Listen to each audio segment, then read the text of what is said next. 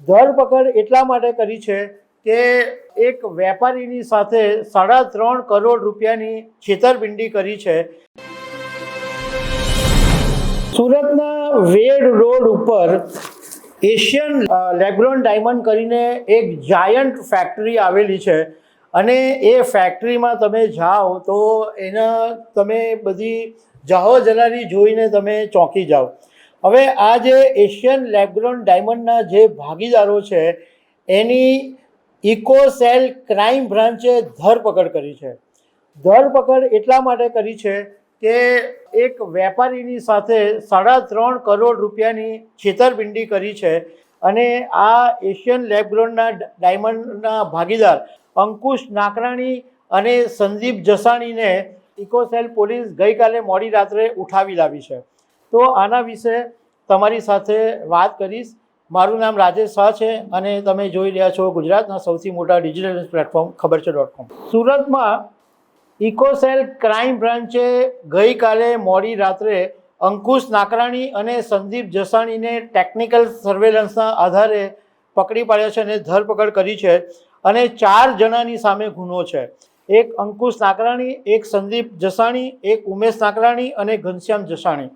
હવે આ અંકુશ નાકરાણીની સામે જેમણે ફરિયાદ કરી છે એના વિશે તો વાત કરીશ, પરંતુ પહેલાં અંકુશ નાકરાણી વિશે તમને થોડું કહું કે તાજેતરની અંદર જે ઘોડદોર ઉપર સોનાણી જ્વેલ્સનો લેબ્રોન ડાયમંડનો મોટામાં મોટો શોરૂમ હમણાં થોડા સમય પહેલાં ઓપન થયો, એની સામે CIDમાં આ અંકુશ નાકરાણીએ ફરિયાદ કરેલી અને એ પછી તો અંકુશ નાકરાણીની સામે જ પોલીસને એવા સબૂત મળ્યા કે જે મશીનો નથી મળ્યા એની અંકુશ નાકરાણી જે વાત કરે છે એ જ મશીનો અંકુશ નાકરાણી પોતે સગે વગે કરતા હોય એવો સોશિયલ મીડિયામાં વિડીયો વાયરલ થયો અને એની પોલીસ તપાસ કરે છે।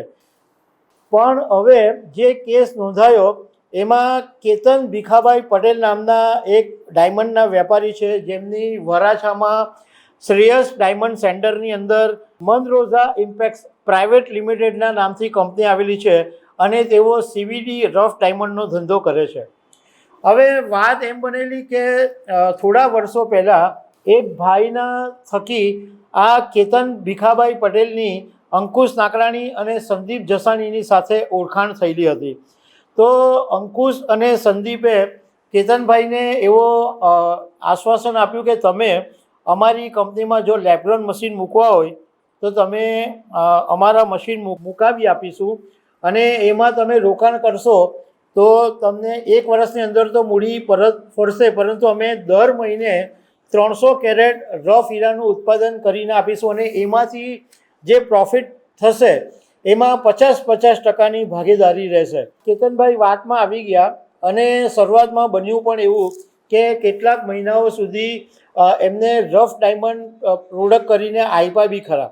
હવે એમને કેતનભાઈને વિશ્વાસ બેઠો એટલે એમના બનેવી અમેરિકા રહે છે, એમની પાસેથી લોન અને માટે પૈસા મંગાવ્યા અને એમના બનેવીએ 3.69 કરોડ રૂપિયા ટ્રાન્સફર કર્યા।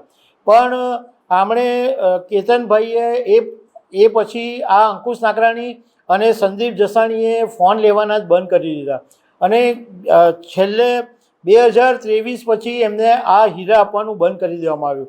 એટલે આખરે કેતનભાઈએ પોલીસમાં ફરિયાદ નોંધાવી અને મોડી રાત્રે પછી અંકુશ નાકરાણી અને સંદીપ જસાણી એ બેની ધરપકડ કરી લેવામાં આવી છે।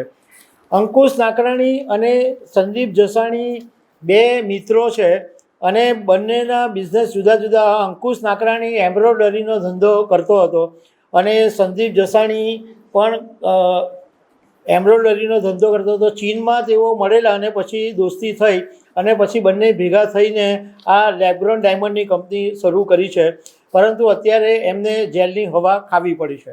તો દર્શક મિત્રો, આવી અનેક વાતો સાથે અમે તમને મળતા રહીશું। આભાર।